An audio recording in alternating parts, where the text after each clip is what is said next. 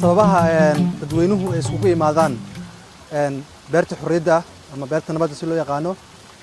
bulshada inta badan waxay u timaadaa in ay maaragtaan ku qaataan waqtigooda iyagoo wada jir ah waxa arkaysa dhalinyaro fara badan oo maaragtaan quruxdooda ku soo bandhigaya inay ku wada kulmaan beerta caruur waxa arkaysa u imaata meeshan inay ku tamaashaato maaragtaan ku sameeyaan ciyaar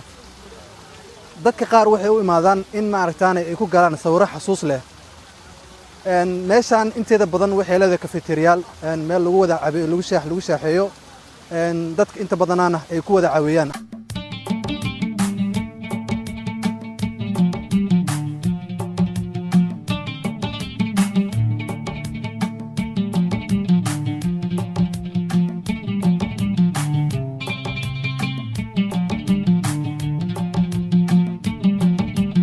aniga ahaan waxaan u imaadaa halkan in aan ka qaado sawiro qurux badan dhalinta Soomaaliyeed kuwaas oo iyakana maaragtaan anfacaya anigana ay tahay hobkayga ama rajada aan rajeenay in aan maaragtaan wax ku qabsado shaqadan waxaan rajeenayaa inay noqoto mid maaragtaan igu caawisa dhalinta dhamaantood waxaan halkan maaragtaan rabaa in aan ka sheego dhalinta Soomaalida oo dhan ee degan qaasatan Muqdisho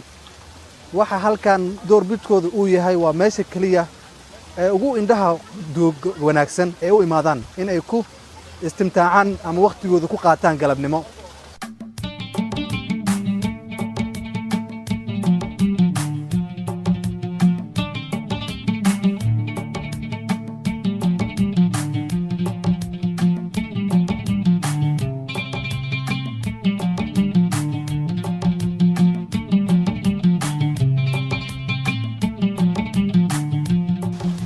dhalintu markay imaanayaan waxay isku soo diyaariyaan si dad u socdo oo kale meelo